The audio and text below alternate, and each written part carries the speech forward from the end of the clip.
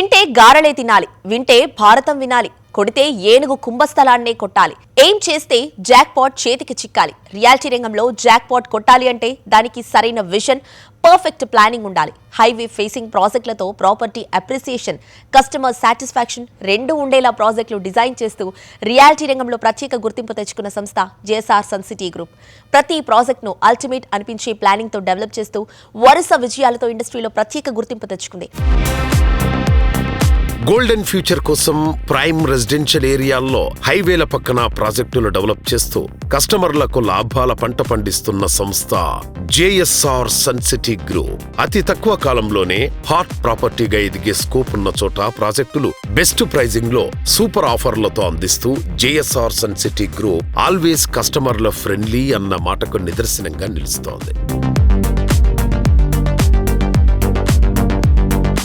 Hello everyone, అందరికీ నమస్కారం. ఈ రోజు మనం వచ్చేసాం జేఎస్ఆర్ గ్రూప్ సన్ సిటీకి and right now we have with us the managing director of JSR group sun City, doctor Jadapalli Narayana గారు.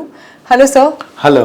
So first of all congratulations, 20 years complete చేసుకున్నారు ఈ ఇండస్ట్రీలో. We're very happy. So how has your experience been? So thank you అమ్మా. ముందుగా మా JSR group sun city 20 సంవత్సరాలు ఈ స్థాయికి రావడం కోసం మాకు సపోర్ట్ చేసినటువంటి మా విలువైన కస్టమర్లు, అలానే మా మార్కెటింగ్ సిబ్బంది, మా శ్రేయోభిలాషులు, మా స్టాఫ్, వాళ్ళందరికీ ముందుగా మా ధన్యవాదాలు, కృతజ్ఞతలు.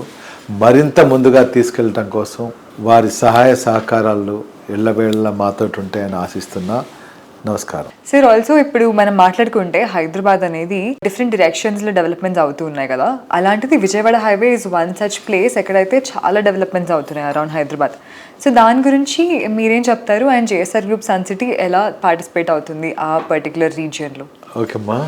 ఇది మన హైదరాబాద్ సిటీ గ్రోత్ స్టార్ట్ అయింది ముందుగా విజయవాడ హైవేలోనే స్టార్ట్ అయింది. యాక్చువల్లీ నా కెరీర్ కూడా అక్కడే స్టార్ట్ అయింది, విజయవాడ హైవేలోనే. ఆంధ్రప్రదేశ్ రాష్ట్రానికి అమరావతి, విజయవాడ అనేది మంగళగిరి పరిసర ప్రాంతాల్లో అమరావతి అక్కడ రాజధానిగా డిక్లేర్ అయిన తర్వాత ఆ హైవే ప్రాముఖ్యత పెరిగిందనమాట.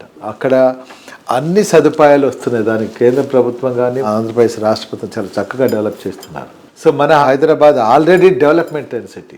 ఒక డెవలప్డ్ సిటీకి, ఇప్పుడిప్పుడే డెవలప్మెంట్ అవుతున్న సిటీకి మధ్యలో ఉన్నదే 2 స్టేట్లు కనెక్ట్ చేసే మేజర్ హైవేనే national highway 65 green field corridor 6 track రోడ్గా దాన్ని డిక్లేర్ చేసి మన ఎల్బీ నగర్ దగ్గర నుంచి నక్కరికల్ వరకు ఆల్రెడీ వర్క్లు కూడా స్టార్టింగ్ అయ్యారు. దాంతోపాటు మనకు ఆల్రెడీ ఇన్నర్ రింగ్ రోడ్ ఆ ప్రాంతంలో ఉంది కాబట్టి, మరియు కొత్తగా రాబోతున్నటువంటి రీజనల్ రింగ్ రోడ్ కూడా అక్కడే రాబోతుంది. గవర్నమెంట్ ఆఫ్ తెలంగాణ మొన్న డిక్లేర్ చేసింది రీజనల్ రింగ్ రైలు కూడా రాబోతుంది. కాబట్టి ఈరోజు 2 రాజధానుల మధ్యలో ఇన్ని ట్రాన్స్పోర్ట్ ఉన్నటువంటి area, one and only highway Hyderabad to Amaravati green field highway NH65.